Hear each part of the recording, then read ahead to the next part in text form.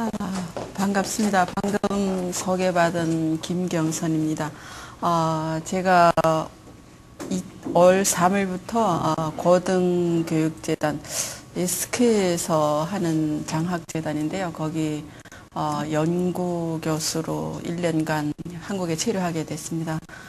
그러면서 지금 국제교육원 그리고 경희사이버대학 여기와 인연을 맺게 되었는데요.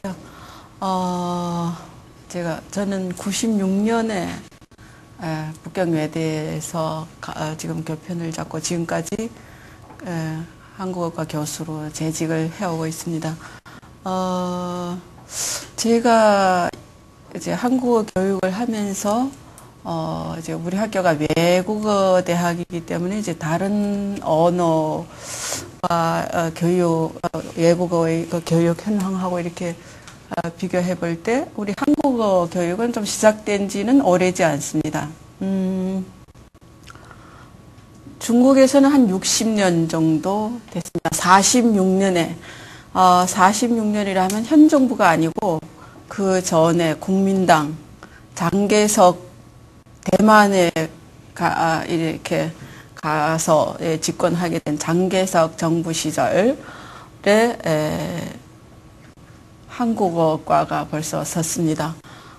그래서 이름은 국립 남경 동방 어문이란 말은 한국어를 하면 국어 뭐 이런 언어를 말하는데 어문 전과 학교에서 이렇게 모집을 했습니다.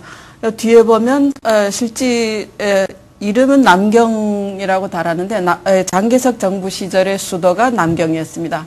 그러다가 이제 40년대 후반 일본 군이 남경을 함락하면서 이 수도를 중경으로 싹 서남 내륙 지방의 도시 중경으로 옮겼었습니다. 그래서 일본이 투항하면서 다시 남경으로 옮겨오고 뭐 이런 와중에 모집은 중경에서 해서 교육은 남경에서 했던 것 같습니다. 그래서 1기 때는 3명을 모집했었고 2기 때는 이제 한 20명 정도, 그 후로는 한 12~13명 정도씩 모집해서 교육을 했었습니다. 근데 여기 이 실제 여기서 이렇게 조선어 교육식이라고 지금 타이틀은 달았는데 이 시기 최초로는 한국인이 가르쳤었습니다. 아직도 지금도 아마 생존해 계시는 걸로 알고 있는데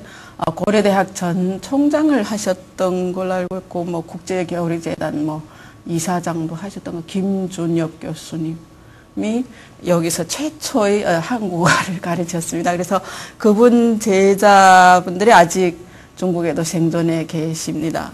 80여 세 거의 이제는 정년하시고 거의 이제는 활동을 안 하시는데 그래서 그때는 이 교육이 조금 여러 가지로 중국의 정세가 굉장히 불안한 시기였었습니다. 그래서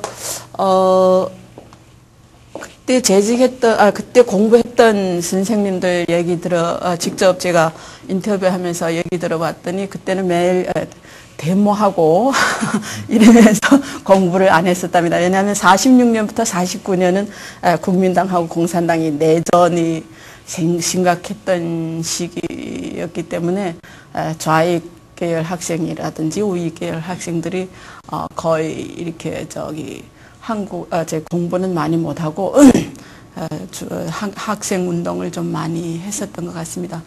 전공 수업은 하루에 2시간씩 했고, 뭐, 그때라면 교재는 거의 생각할 수도 없이 그냥 선생님이 아는 거 그때 적어서 가르치지 않으셨겠나 그런 생각이 듭니다. 여기서 김준엽 선생님이 최초였고, 그 뒤에 쭉 나오는 이름들이 70년대까지 이어지는데 그분들은 이제 이제 북쪽의 조선 쪽에 여기 뭐 권태중 초군 이계열 이런 분들은 거의 조선에 국적을 두신 분들입니다. 당시 50년대 초반까지만 해도 아직 국적이 이렇게 갈라지지 않은 상황이었기 때문에 이분들은 그냥 뭐 항일하다가 또 아니면 생활 때문에 아니면 뭐 자기 학문 목적 때문에 여러 가지 목적 때문에 중국에 체류하면서 북경대학에서 한국어를 가르쳤습니다.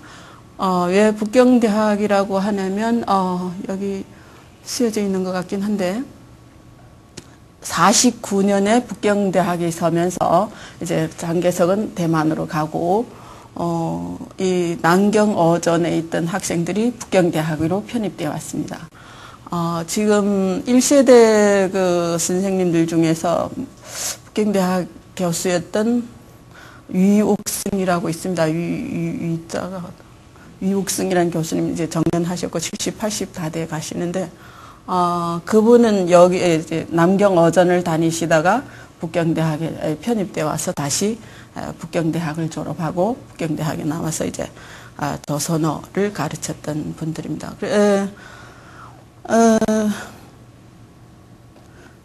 그때 이렇게 파견돼 온 사람들 보면 거의 언어적으로는 당시 중국 원어민들로서는 도저히 불가능했기 때문에 쭉 이 자료들을 보면 70년대까지 조선에서 파견돼 왔고 또 여기 지금 말로 하면 학과장, 뭐 강좌장이라고도 할 수 있는데요. 학과장을 직접 조선인들이 담당하고 이 전체 학과 일을 많이 맡아왔던 것 같습니다. 그래서 초기 중국에서의 조선어 교육이라 하면 몇 개 대학밖에 없었습니다. 북경대학이 그 제일 처음이었고 그리고 51년에 북경 경제무역대학에서 한국어과가 다시 또 섰습니다. 그래서 그때는 여기 뭐 한국어임에도 불구하고 일본어 학과장으로 있었던 번역학과 학과장 허영희라는 사람이 남자분인 허영희와 김봉이 다 남자분들인데 이분들이 도와줘서 한국어과를 창설했습니다. 그래서 신병섭이라 그때는 이제 교포라는 얘기가 나오는데 이미 이제 국적 정리가 대충 된 상태에서 국적을 하지 않은 사람들은 조선교포라고 불렸고 이제 중국 국적에 가입한 사람들은 이제 조선족으로 이렇게 호칭이 바뀌게 됐습니다. 그러면서 신병섭이라는 사람이 한 60년대 중후반까지 계속 하다가 후에 이제 65년쯤에 이제 강신도 선생님도 작년인가 타계를 했습니다. 그분이 혼자 계속 80년대까지 혼자 했습니다. 그리고 80년대 후에 오면서 이제 사람 교수가 늘어나서 지금의 규모 한 7, 8명 정도의 교수 규모이고 학생들은 한 4개 학년에 대학원생까지 이제 모집한 이런 상황이 됐습니다. 그리고 이제 세 번째로 선 대학은 낙양외국어대학. 이거는 낙양외국어군사대학이라고 정식으로는 명칭을 그렇게 해야 되는데 역시 초창기에 설립이 됐습니다. 이때는 조선족이지는 않고 이제 조선인이 아니고 조선족 그리고 한족 뒤에 뭐 유패림 뭐 이국장 이런 분들은 이제 1세대 한족 원어민 교수님들입니다. 지금의 낙양외대는 그 규모가 상당히 커서 재학생도 제일 많고 석박사 과정 학생도 제일 많고 교수진도 한 20여 명 거의 30명 가까이 있습니다. 그리고 이제 70년대 제2외국어대학에서도 좀 모집을 했었고 연변대학이 실제 좀 특별합니다. 중국에서 연변대학 하면 이 조선학, 뭐 한국학 이런 면에서는 최상의 어떤 교수진을 자랑하는 이런 대학입니다. 거의 비슷한 성격으로 북경에 민족대학이 있지만은 교수진이나 인원, 연구 능력 이런 면에서는 연변대학을 초월하지 못하고 있었습니다. 민족대학은 조선학과, 조선족 학생들을 모집해서 이렇게 가르치는 대학인데 거기는 72년에 섰기 때문에 많이 약한데 북경대학에서 모집해서 연변대학을 위탁 교육을 했습니다. 그래서 51년부터 위탁 교육을 해서 실시해 오다가, 물론 그 전에 이제 조선족 학생들은 연변대학은 49년에 창설됐습니다. 지방대학이고, 또한 소수민족, 조선족이 기본 인원이 된 이런 주류가 된 이런 학교로서는 상당히 일찍 선 대학입니다. 조선족 학생들은 이제 서자마자 조선어학과에 들어가서 강의를 수업을 받았던 것 같고, 여기에서 얘기하는 건 이제 한족 원어민, 중국 원어민 학생들을 교육한 상황입니다. 지금은 아마 이제 낙양외대의 그 규모가 상당하다 그랬는데, 전체적인 규모는 중국에서 1위는 아무래도 연변대학이 아닐까 생각합니다. 이제 참고로 중국에서 이렇게 편찬된 교재나 뭐 한국학 관련 자료 목록들 이제 보여드릴 때 보면 연변대학이 가장 주력군으로 자료들을 많이 연구들을 많이 했습니다.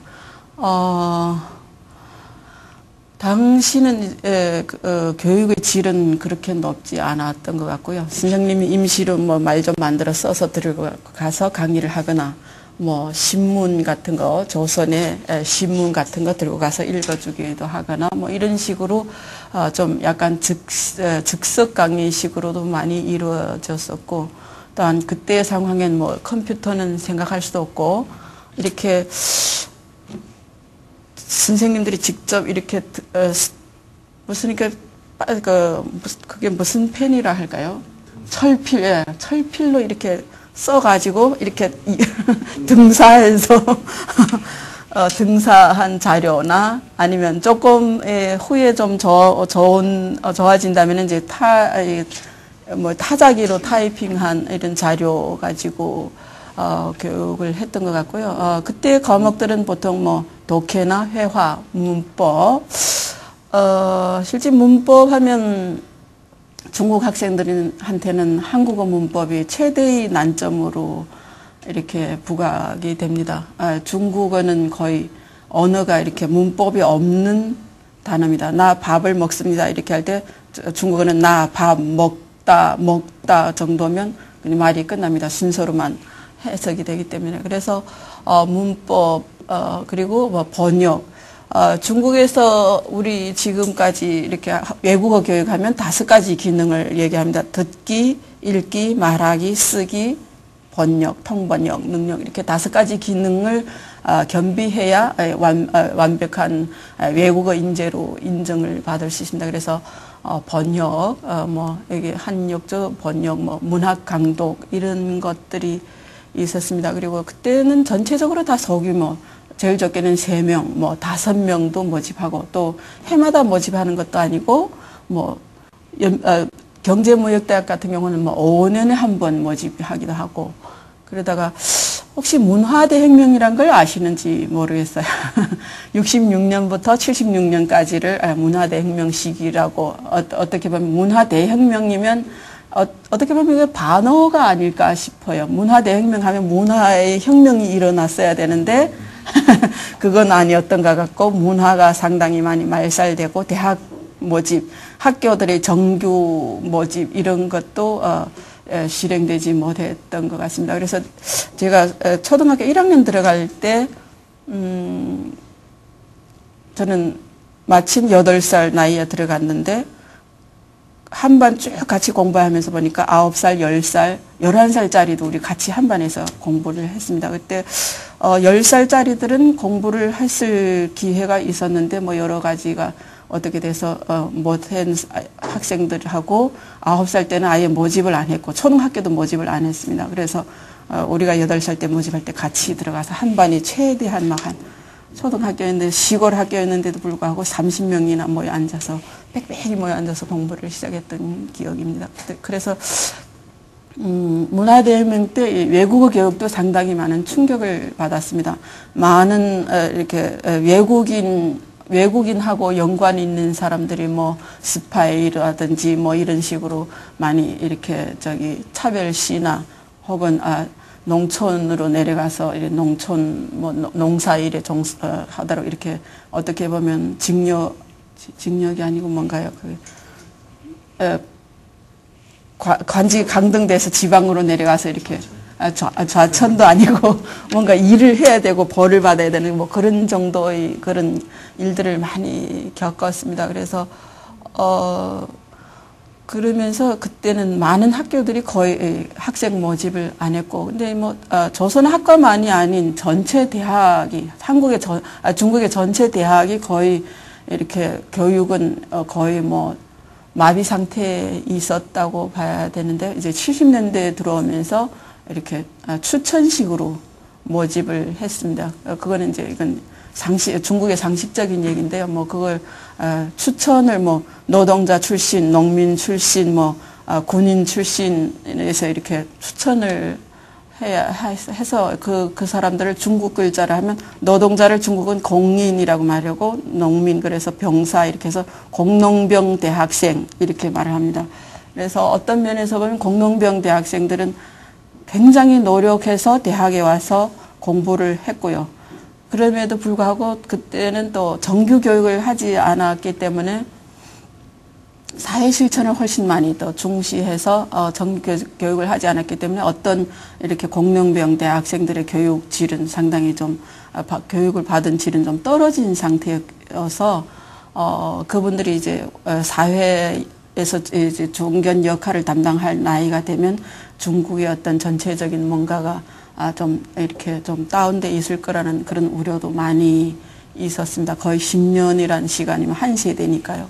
그래 이거는 상식적인 얘기고, 중국의 어떤 한국어 교육은 그때까지만 해도 사회 수요가 이런 어떤 뭐 공장, 농장, 뭐 공장이나 회사 수요라기보다는 이런 시장 경제에서의 수요라기보다는 국가적인 수요. 그래서 뭐 졸업하면 외교부에 간다든지 뭐 국제방송국에 간다든지 뭐 취직을 한다든지 뭐 이런 식으로 했었습니다.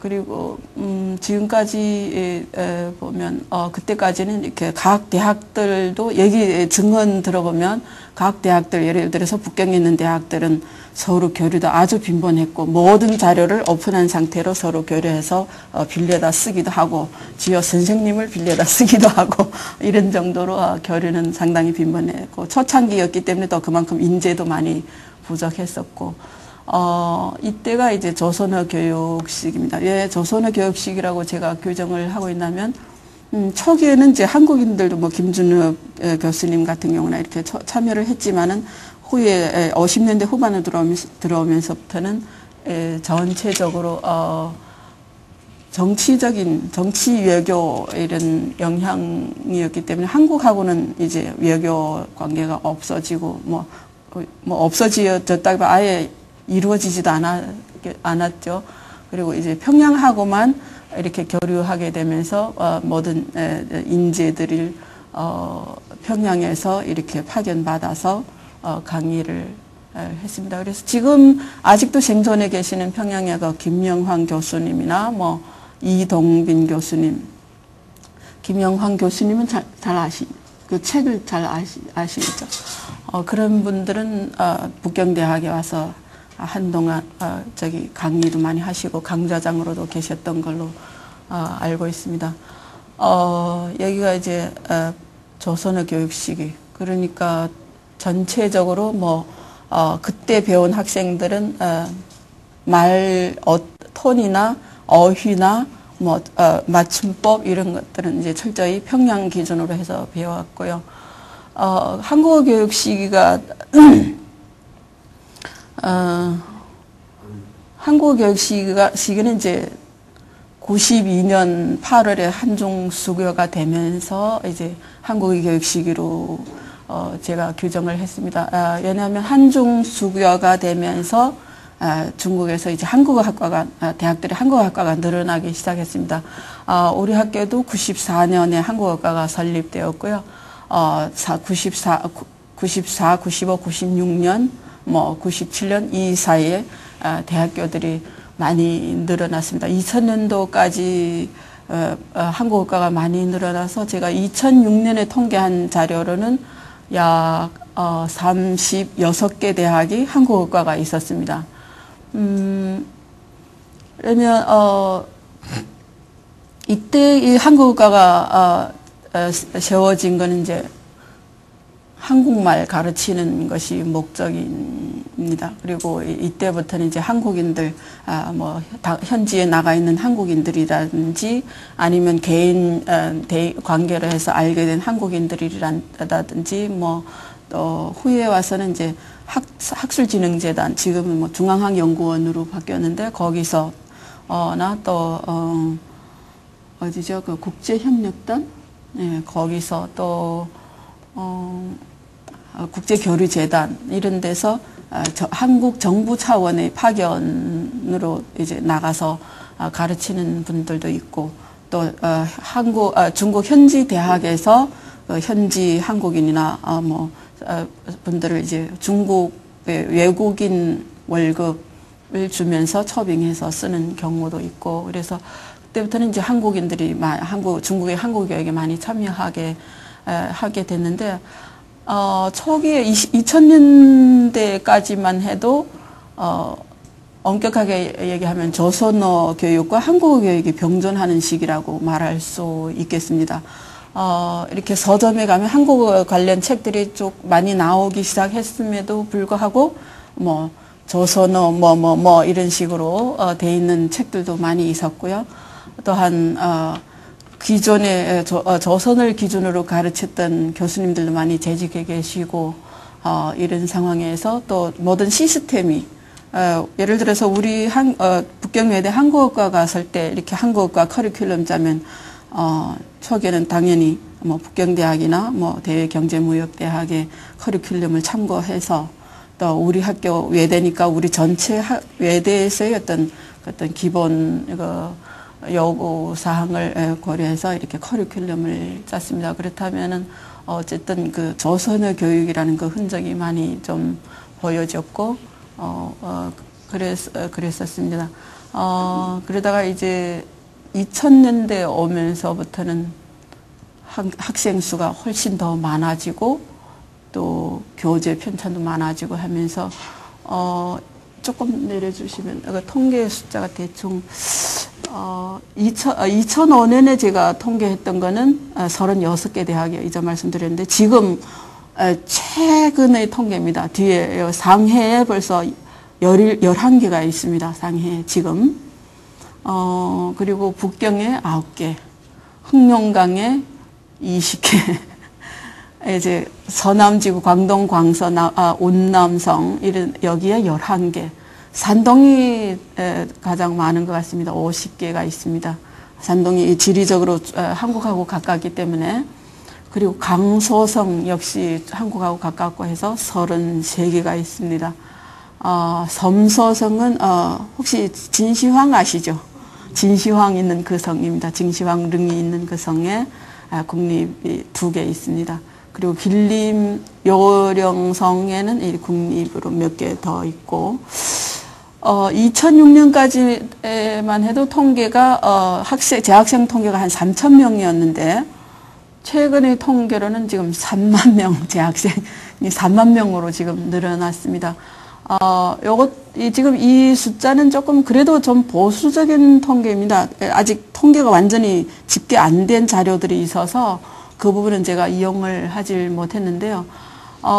그러면 앞에 조선어 교육 시기라든가 초창기의 한국어 교육 시기보다 좀 달라진 거는 지금 여기 보시면 아시겠지만 국립이 있고 사립이 있고 공립 전문, 사립 전문, 공립 이런 식으로 여러 가지 한국에 있는 대학의 개념들이 여기도 다 있게 됐습니다. 그전까지는 전부 다 국립이었었는데 지금은 이제 사립도 있고 사립은 개인 투자로 해서 이루어진 사립대학이고 공립 전문이라게 되면 2년제 대학입니다. 2년제 대학, 사립 전문도 역시 2년제 대학. 2년제 대학들은 주로 이제 한국 기업의 취직을 위해서 즉 그 생산 현장의 취직을 위해서 하는 교육으로 제가 알고 있습니다. 2005년, 2006년쯤에 청도에 갔을 때 한국 중소기업, 청도의 한국 중소기업 회장님이 우리 학술회의에 오셔서 이렇게 쭉 소개를 하는 걸 들었을 때 우리하고는 약간 좀 거리가 멀다는 생각이 들었는데 그때 한국어학과 학생들을 좀 많이 보내달라고 많이 부족하다고 그러는데 그때 우리는 우리 북경이라서 좀 더 먼 거리적으로도 좀 더 멀기도 했겠지만은 그때 2006년 뭐 이때까지만 해도 우리 한국어 학생들은 제가 그때 2006년 제가 4학년 데리고 졸업을 시킬 때 24명이었는데 한 사람이 이렇게 오더를 한 서너 개씩 쥐고 선생님 어디에 갈까요? 어디에 좋습니까? 이런 식으로 저한테 상담을 많이 해왔고요. 또 뭐 제일 정말 내가 막 그 애들 가르치면서 맨날 야단치고 막 그랬던 애들이 현대에 LG에 이렇게 다들 들어가는 거고 나도 지금 속으로는 약간 이거 잘 해낼 수 있을까 뭐 이런 식 자기가 한국어 적성이 안 맞다고 계속 생각했던 애들이 결국 취직은 그런 식으로 뭐 그냥 있는 수대로 다 몰아가더라고요. 거기 다 데려가더라고요. 그래서 취직이 상당히 막 대기업으로도 막 없어서 못 보낼 정도고 막 이런 상황이었기 때문에 중소기업 회장님이 사람 보내달라고 인재 보내달라고 했을 때 우리하고는 너무 거리가 멀었던 상황이었고 당시 4년제 본과 대학들은 여전히 좀 거리가 멀다는 생각을 했습니다. 그런데 이런 인재 수요를 이런 전문 대학들에서 죄송합니다. 전문 대학들에서 담당을 했던 것 같습니다. 그래서 산동성에 가면 이런 대학들 한국어 재학생들이 1000명, 뭐 2000명 막 이렇게까지 인원수가 돼 있고요. 3000명까지도 돼 있는데도 제가 들어서 알고 있는데 사립대학들, 사립 전문 대학들의 어떤 인재 수요를 위해서 한 일들도 상당하다고 저는 개인적으로 판단을 하고 있습니다. 그런데 지금 2000년대에 와서 이렇게 막 팽창을 많이 했는데 실제 우리 같은 경우는 약간 보수적인 경향에 있습니다. 이렇게 많이 선대는 한류하고도 직접적인 연관이 있거든요. 그런데 한류하고는 달리 우리는 이제 한국어 인재 수요의 시장을 우리는 생각을 한다면 이렇게 많은 한국어 인재들이 필요할 것일까? 뭐 이런 생각을 좀 하게 됩니다. 많은 한국어과 선생님들 이제 조금 90년대에 이렇게 한국어과가 설립돼서 지금 재직하고 있는 선생님들하고 얘기 나눠보면 너무 약간 좀 무리하게 팽창하는 건 아닌지 이런 우려를 많이 하고 있습니다. 실제 작년을 전후해서 이렇게 경제 위기를 전후해서 연해 지역의 한국 기업들이 문을 닫고 철수하고 이렇게 되면서 지금 이 전문대학 학원, 직업대학, 여기 직업대학이 몇 개 있었는데 직업교육을 위해서 한국어 교육을 한 이런 대학들이나 이런 데서는 이미 그 한국어 인재 수요량이 줄어들고 있다고 우리가 전해 듣고 있습니다. 실제 제가 한국어 4년제 본과대학에서 몸담고 있기 때문에 제가 많이 말씀드릴 수 있는 거는 이제 4년제 대학에 대해서인데요. 중국의 한국어 교육은 조금 제가 국제교육원이나 뭐 다른데 어학당에도 좀 이렇게 자료로 알고 있는 바로는 한국의 교육하고는 조금 다릅니다. 우리는 1학년 때 들어올 때부터 우리는 이 학생들을 한국어를 가르쳐서 이제 한국어를 써먹게 해. 막말로 한국어로 밥벌이를 하게 해야 되는 뭐 이런 목적이기 때문에 4년의 커리큘럼이 짜여져 있습니다. 그리고 저 커리큘럼이 한국의 뭐 초급 한국어, 중급 한국어, 뭐 이렇게 고급 한국어 이런 것보다는 조금 더 달리 하고 있는데요. 실제 중국의 전 지역에서 지금 한국어 교육을 하고 있기 때문에 지역 특성이 강합니다.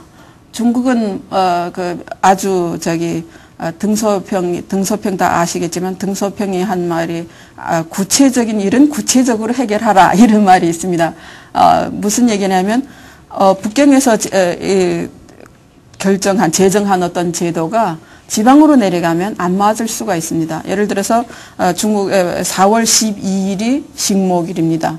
그렇지만은 남쪽에는 1년 사시절 푸르른데 굳이 4월 12일로 식목일로 정할 필요가 없거니와 또 저기 북쪽 끝에는 그때까지도 얼음이 아직 이렇게 두껍게 녹아 내리지 않은 상태입니다. 그래서 땅도 팔 수 없는 상황입니다. 그렇다면 꼭 4월 12일 전국적으로 나무를 심어야 되느냐, 그거는 불가능합니다. 그래서 한국어 교육도 마찬가지입니다. 우리 북경에 같은 경우는 공모기관이 많습니다. 최고로 우리 학과 학생들이 그때 한 해에 뭐 교육부 아니고 외교부, 뭐 대외경제무역부, 뭐 국방부, 뭐 이런 부급 기관에 한 해에 7명이 들어간 적도 있습니다. 7, 8명이 그렇게 들어가는데 지방으로 내려가면 그거는 불가능하겠죠. 그래서 북경 같은 경우는 최고의 어떤 취직 목표를 공무원, 그것도 이제 뭐 부급 기관의 공무원으로 취직하는 것이 최고의 취직 목표입니다. 그래서 지금까지 저기 프로그램도 커리큘럼도 조금 뭐 대외적인 내용을 더 많이 담는 이런 식으로 많이 담기도 하고 이렇게 하는데 대외경제무역 같은 경우는 또 경제무역을 주요 목표로 하기 때문에 경제무역 쪽으로 또 커리큘럼을 좀 더 편중을 두고 지방으로 가면 또 조금씩 달라지더라고요. 그래서 약간은 다 다릅니다. 학교마다. 그리고 또 교수진이 그렇게 원하는 대로 다 구성되어 있지 않습니다. 어학하고 문학하고 뭐 정치, 경제 뭐 하는 사람들이 다 선생님들이 다 있지 않고 두세 명이 한 학과를 책임져야 되는 그런 경우도 많습니다. 저도 초기에는 2명에서 한 2000년 후반까지 계속 2명에서 우리 학과 2년에 한 번씩 모집해서 이끌어 왔었는데요. 그러면 모든 과목을 거의 솔직히 말해서 잘하든 못하든 모든 과목을 가르쳐야 됩니다. 독해도 가르쳐야 되고 회화도 가르쳐야 되고 뭐 쓰기도 가르쳐야 되고 문학도 가르쳐야 되고 뭐 문화도 가르쳐야 되고 통번역도 가르쳐야 되고 뭐 사람이 없으니까요. 그래서 못 가르치는 과목들은 조금씩 빠질 수밖에 없는 이런 상황이 역시 교수진에 따라서 이렇게 커리큘럼이 조금씩 달라집니다. 그렇지만은 대체적으로 제가 2006년에 이걸 자료를 이렇게 좀 수집해서 통계를 내봤는데 대체적으로는 이제 1, 2학년 때는 기초교육 단계라고 해서 뭐 한국어 여기 한국어 기초 한국어 중국말로는 뭐 정독이라고 되어 있습니다. 한국어 정독 이렇게 되어 있고 독해라고 해야 되겠죠. 그리고 한국어 회화, 한국어 듣기 이 정도가 이제 1, 2학년 때 설정되는 교과목이고요. 이제 3, 4학년 가면 조금 전공식으로 뭐 신문, 한국신문, 시사 한국어, 번역 통역 하면 최저 한 4강좌는 만들 수가 있습니다. 한중, 중한 뭐 이렇게 해서 번역 한중, 중한, 통역 한중, 중한 뭐 이렇게 하는데 그리고 한국 문학 강독 뭐 한국 개황 이거 개황은 한국 분들한테는 좀 생소한 단어일 텐데 한국 문화라고 해야 되겠습니다. 3, 4학년 때 한국 문화 이거 문화 교육이 한국 교육에서 문화 교육에 점차 이렇게 각광을 받고 중요성이 지금 부각되고 있습니다. 중국 학생들인 경우, 뭐, 한국인 집에 갈 때는, 들어갈 때는 반드시, 신을 벗고 들어가야 된다든지, 뭐 인사를 나눌 때는 이렇게 허리를 좀 굽히면서 인사를 드려야 된다든지, 뭐 이건 가장 기본적인 어떤 한국 문화 교육이고, 그 외에 지금 한류 관련 뭐 한국 문화라도 좋고, 한국 문화는 제가 다음 주 문화 관련 논문 하나 발표해야 되는데 너무 방대해서 솔직히 말해서 머리가 아플 정도로 이렇게 뭔가를 이렇게 쥐어지지 않습니다. 이렇게 쥐인 것 같았는데 보면 또 다른 것이 있고 또 다른 것이 있고, 그래서 이렇게 방대한 한국 문화를 한 주일에 한 2시간 100분으로 해서 한 주일에 한 번씩 가르치는데 많이 부족하다는 생각을 하고 있습니다. 그래서 최근에는 1학년 때 중국어 원어로 한 주일에 한 번씩 한국 문화를 가르치자, 뭐 이래서 지금 교재 편찬에도 들어가고 교재 편찬도 막 지금 하고 있고, 일단은 한국 문화에 대해서 이렇게 가르치는데, 솔직히 한국 개황, 한국 문화는 지금까지 우리가 담당한, 우리 학교 같은 경우는 우리가 담당하진 않고 이제 한국인 선생님이 담당을 해왔는데, 한국의 문화 가르치는 선생님마다 내용 자체가 완전히 다릅니다. 자기가 뭔가를 가르치고 싶다는 생각을 하시고 이렇게 자료를 뽑고 뭐 이렇게 교재를 만드는데, 뭐 가르치고 싶다고 느끼는 부분들이 선생님마다 다 다르거든요. 그래서 하나도 똑같은 내용을 가르치는 선생님을, 이제 다른 선생님인데 똑같은 내용을 가르치는 선생님을 보지를 못했습니다. 그만큼 한국 문화는 상당히 좀 어려운 과제가 아닌가 그런 생각이 듭니다. 그리고 이제 한국어 쓰기, 중국 학생들 같은 경우는 이제 쓰기 하면 몇 가지 어려운 점이 있습니다. 조사나 어미를 많이 틀리게 쓰고, 또 하나는 한국어에 한자어가 많다는 걸 알아서 중국어 단어 그거를 한국말로만 이렇게 딱 바꿔서 이렇게 쓰는 경우도 많습니다.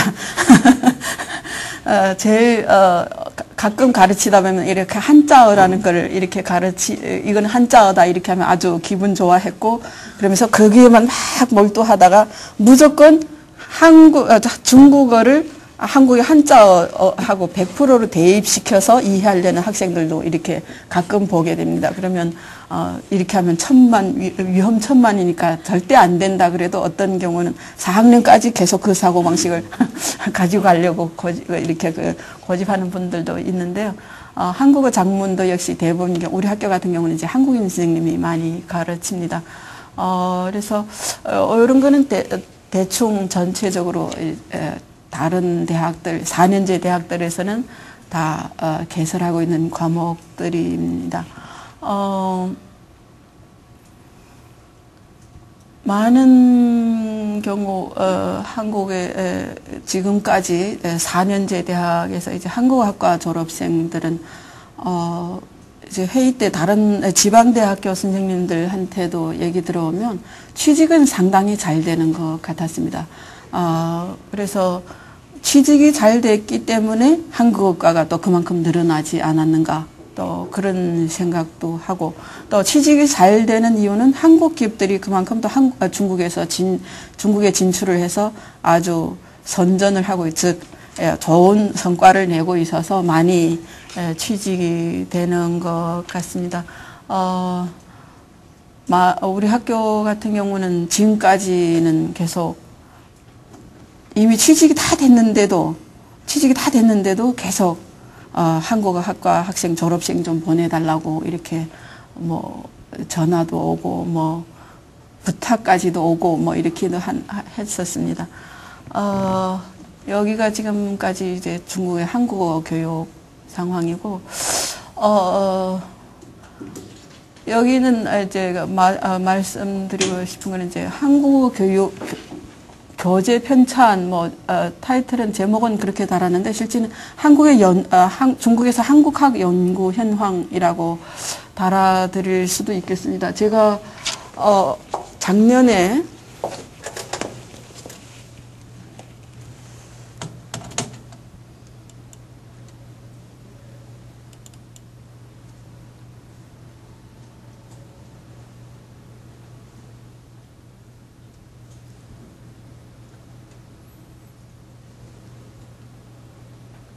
조금 이거 좀 많아서 느리네요. 이거 작년에 2006년에 한 번 하고 작년에 자료 보충을 해서 중국에서의 한국학 연구 현황 목록을 이렇게 뽑은 게 아니고 정리를 했습니다. 될수록이면 안 빠지게 하려고 이렇게 했는데 여기 보시면 역시 연변대학 교재가 최초로 이렇게 잘 정리돼서 나와 있습니다. 이때는 이제 역시 프린트 해가지고 재본해서 썼던 것 같고요. 이 내용 쭉 보면 한 500~600권 정도 됩니다. 그러면 이 권 하면 상당히 커 보이는데 어떤 경우는 이제 여기도 준비를 하긴 했는데 편찬진들이 들쭉날쭉입니다. 대학 교수도 있고 뭐 연구원도 있고 심지어는 우리 언젠가는 몇 년 전이긴 한데 우리 학생이 자기 뭐 책 나왔다고 하나 갖다 줘서 보니까 한국어 관련 무슨 말 이렇게 만들어서 이렇게 했는데 그때 걔가 본과 3학년 학생이었는가 그랬습니다. 근데 이제 한국말 할 줄 아는 한국인하고 우리 학생하고 또 조선족 대학원생하고 뭐 이렇게 3명이서 이렇게 합작으로 만들어서 출판을 했던 것 같습니다. 출판사에서 뭐 의리가 들어왔는데 우리는 다 안 하겠다고 하니까 뭐 어떻게 돼서 그 학생들이 해서 책을 내기도 했고 또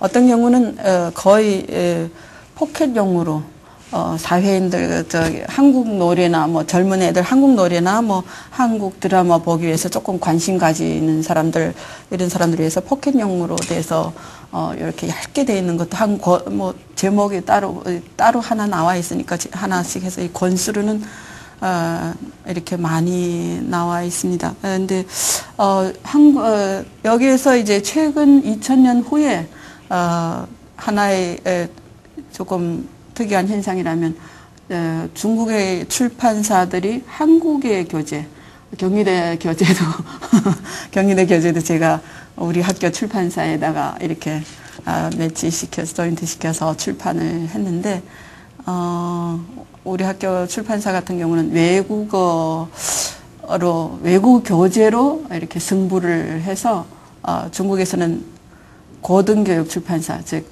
초등학교부터 중고등학교 교과서를 책임지는 고등교육 출판사 빼고는 우리 학교 출판사가 두 번째로 큽니다.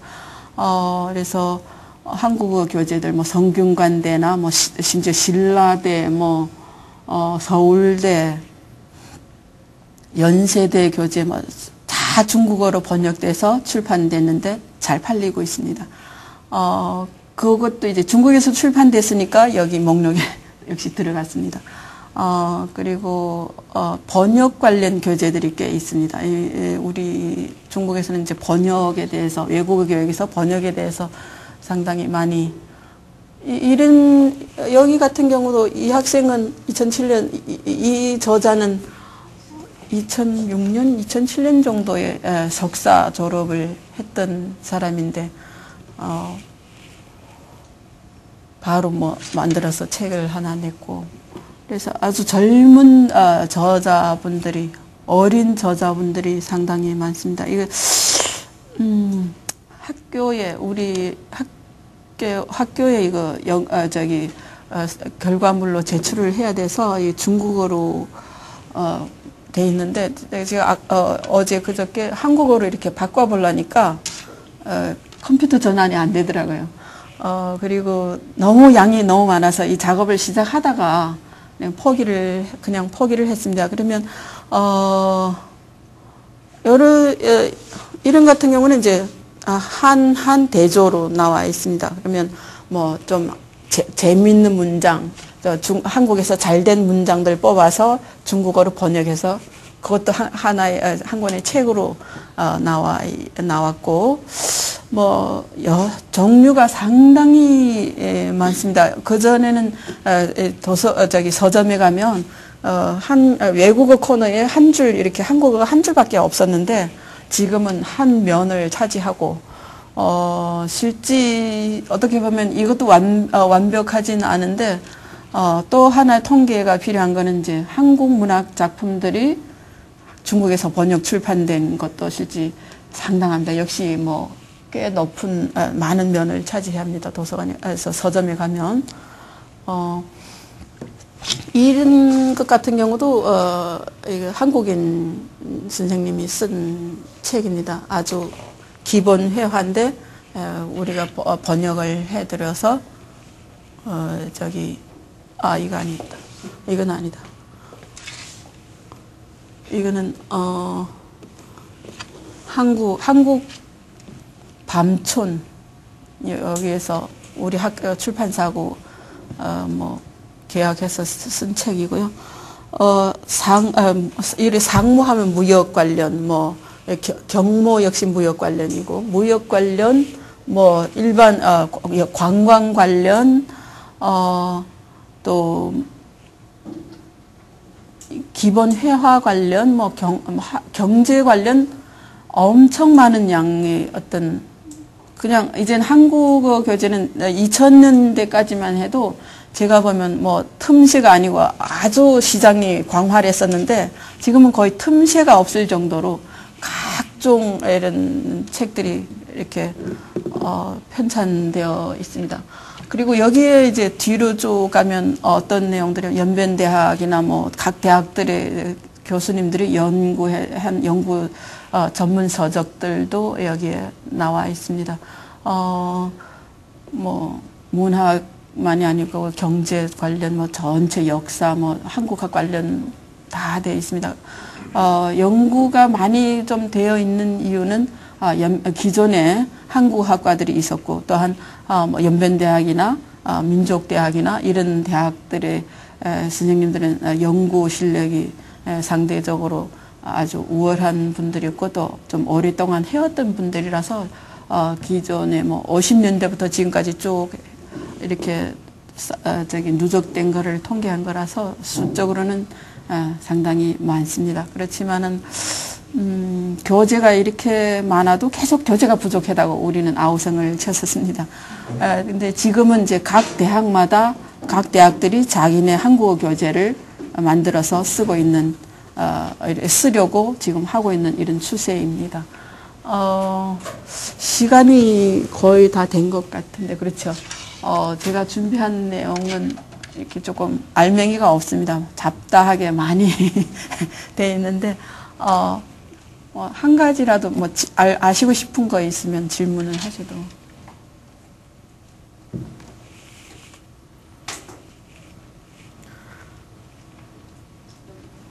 예. 두 가지 질문을 드릴게요. 하나는 아까 초반에 네. 60년인가요? 제가 정확히 기억이 나는데 문화 대혁명이 일어났다고 하셨거든요. 네. 그리고 70년대 초에 네. 연변적인 나라 그쪽에서 한국 열풍이 잠깐 일어났다고 예. 하셨는데 예. 왜 그쪽 지역에서 한국 열풍이 일어났었는지. 예. 70년대에, 연변만이 아니고 북경에도 북경 제2외대도 그때 한국어가 섰었고, 우리 학교도 세우다가 그냥, 그만뒀던 상황인데, 그때 아마 평양하고의 관계가 상당히, 좋아하셨던 것 같고요. 또한 그때 중국의 공산당 정부 이후에 제1임 총리, 초대 총리 주울레라고 그분이 조선과의 어떤 관계를 상당히 중시했었습니다. 외교 대외 관계 중에서 주변 여러 나라들 중에서도 조선과의 관계를 제일 1위로 생각을 했었던 것 같습니다. 그래서 지금도 조선에 파견되는 대사는 차관급이 파견됩니다. 조선 평양 중국 대사는 차관급이 파견됩니다. 그런 정치적인 배경이 있었군요. 네. 또 한 가지는 강의를 들어보니까 중국에서의 한국 교육이 약 60년 정도 됐고 20년 전부터 본격적으로 시작했고 최근 10년 네. 또 최근 한국의 영향을 받으면서 폭발적으로 교재나 학생부나 이런 것들이 증가한 것 같은데 교수는 어떻게 어떻게 보시는지, 앞으로 이 추세가 계속 될 것인지. 왜냐하면 이 질문을 드리는 이유는 중간에 교수님도 그렇고 중국에서 활동하고 계시는 교수님들께서 한국어 인재 수요가 시장이 그렇게 더 계속 넓어지지 않을 수도 있는데 너무 폭발적으로 증가하는 거 아니냐, 이런 의문이 좀 든다고 하셨잖아요. 그런 거와 맥락에서 앞으로 전망을 어떻게 보시는지. 예. 지금 한류 관련하면 저는 한류는 아직도 좀 낙관적인 전망을 하고 있거든요. 물론 이전과 같이 뭐 대전금과 같이 막 그 대장금이 전 중국을 휩쓸다시피 하고 막 이런 식의 어떤 열풍은 아니겠지만은 어떤 지속적으로 계속 한국 문화 상품들이 중국에서 계속 진출해서 시장성을 확보하고 있을 거라고 생각을 하고 있고요. 다른 제가 우려하고 있는 거는 한류가 지속되는 한 이런 책들은 계속 좀 잘 팔릴 거고요. 그리고 다른 하나는 약간 우려하는 이유는 우리 한국어과 학생들은 이제 잠깐 드라마 좀 보는데 필요한 말 좀 배우고 아니면 뭐 한국 관광 나오는데 필요한 말 좀 배워서 하는 그런 한국어가 아닌 이제 직업을 위한 한국어이기 때문에 이 사람들이 4년을 배워서 어디 써먹을 데가 없다. 이런 경우라면은 이 한국어가 자연히 이렇게 수요량이 줄어들면 한국어가 자연히 좀 약해질 수밖에 없지 않나 이런 생각이 들어요. 실제 지금의 한국어는 중국에서 중국은 통영어, 비통영어, 외국어를 통영어, 비통영어로 나누는데 한국어는 아직 비통영어 쪽에 속합니다. 그래서 해마다 한 해 한 번씩 하는 비통영어 뭐 외국어 교육 연구 회의 학술 회의에도 한국어과가 거기 가거든요. 그런데 지금 한국어는 지금 이렇게 한류나 뭐 한국어과가 늘어나면서 중간 단계, 통영어도 채 아니고 비통영어도 채 아닌 중간 단계에 있다고 봐야 됩니다. 그래서 우리가 교육부분들이나 이렇게 정부나 뭐 얘기할 수 있을 때는 이제 한국어는 이제 통영어 쪽으로 승진을 해야 된다. 뭐 이런 식으로 얘기도 하는데 그 얘가 작년에 이제 올림픽 할 때 4월 달에 뭐 친선 경기 뭐 그런 거를 했었는데 우리 학교에 이제 멀티 언어 통역 전화 통역 그 센터를 세워서 우리가 거기 했을 때 8대 언어만 이제 그 초기에는 8대 언어만 거기 통역을 통역 서비스를 했거든요. 그럴 때 한국어가 그 8대 언어 안에 들어갔고요. 그리고 이제 관중 지침서를 제가 이제 번역해서 인터넷판 올렸었는데 그때도 이제 한국어가 그 번역하는 8대 언어 안에 들어갔었습니다. 그래서 그런 상황으로 볼 때 중국에서의 한국어는 그 위상이 많이 좀 올라가고 있는 상황입니다. 아직까지는 상승세에 있습니다. 그렇지만 교육이라는 거는 오늘만 보고 내일은 안 보는 그런 안목은 위험하기 때문에 전체적으로 우리 5년 후나 10년 후를 생각했을 때 우리 학과에서 뭐 200명을 모집해서 졸업을 시켰는데 취직은 뭐 20명밖에 안 됐다. 이러면 내년 당장 25명으로 모집 인수를 줄여야 되겠죠. 그런 식으로 돼야 되는 거니까 그렇다면은 우리는 줄이면 괜찮은데 나머지 180명은 어떻게 하겠느냐 이런 거죠. 4년을 투자해서 한국어를 배웠는데. 그래서 그런 것 때문에 약간 우려를 하는 거지. 지금의 어떤 전체적인 한국어 추세는 아직도 상승 추세에 있다고 봐야 되겠습니다. 예. 예. 저희는 이제 그 교수님 강의를 잘 들었는데요. 저희는 앞으로 이제 한국어 교원 쪽으로 많이 관심이 있고 그러는데 현지에서 지금 제가 아는 그 후배가 남경 쪽에서 그 작곡학에 굉장히 힘이 들다고 얘기를 하더라고요.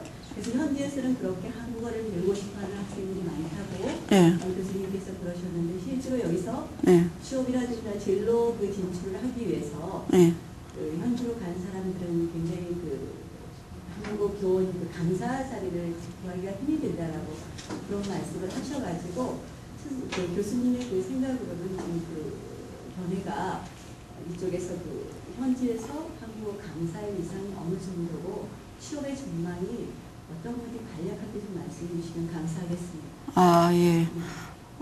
그러니까 여기서 여기 한국 분들이 중국에 가서 한국어 강사로 진출할 가능성에 대해서, 예. 아직까지는 우리 학교 같은 경우는 실제 선생님이 많이 모자라거든요. 그런데도, 한국인 선생님은 한 명밖에 정식 이렇게 한국인 선생님, 북경외대 한국인 선생님 이런 식으로 우리 학교에서 뭐 아파트 제공하면서 하는 초빙하는 선생님 한 명밖에 없고요.